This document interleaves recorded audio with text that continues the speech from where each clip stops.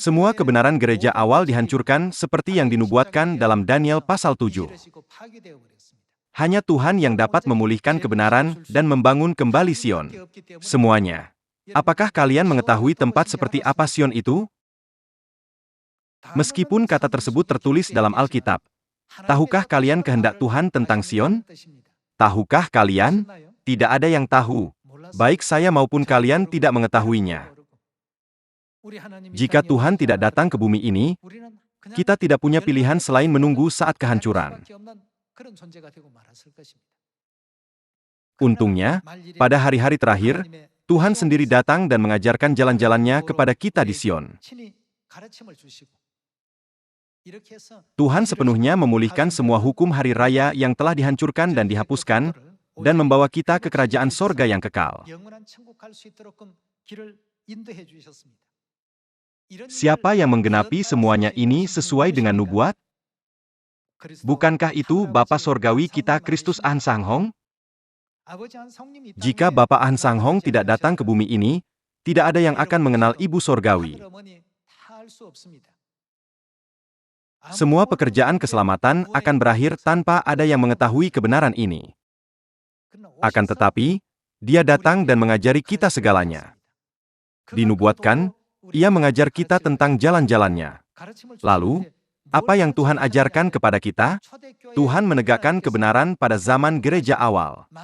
Namun, setan menghancurkan semua kebenaran, jadi Tuhan datang dan memulihkan kebenaran bagi kita. Tuhan memulihkan semua perjanjian yang diadakannya dengan umat manusia, Paskah, ketujuh hari raya dalam 3 bagian, dan hari Sabat. Hanya siapa yang dapat melakukan pekerjaan ini? Hanya Tuhan yang dapat melakukannya. Namun demikian, beberapa orang berkata, karena tertulis dalam Alkitab, saya juga dapat melakukannya dengan membacanya. Bahkan saya bisa meniru melakukan pekerjaan seperti itu. Ke-66 kitab dalam Alkitab adalah rahasia yang dapat kita sadari dan ketahui hanya ketika Tuhan datang ke bumi ini dan mengajar kita. Ini dinubuatkan dalam Mika pasal 4.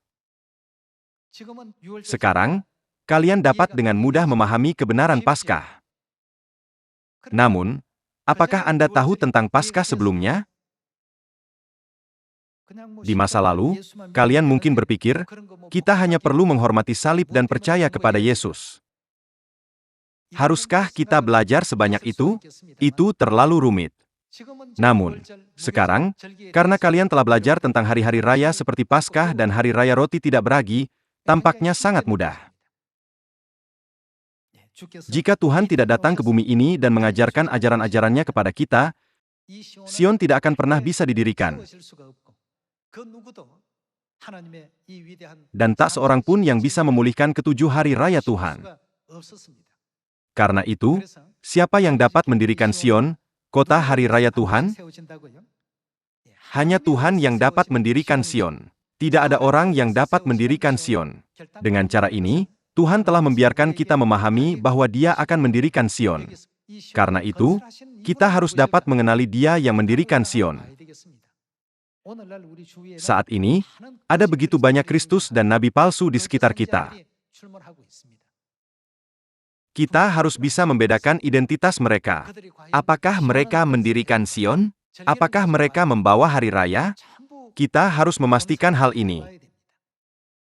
Dengan demikian, kita dapat dengan tepat membedakan kebenaran dari kepalsuan dan menerima keselamatan di kerajaan sorga yang kekal. Ini adalah ajaran Alkitab.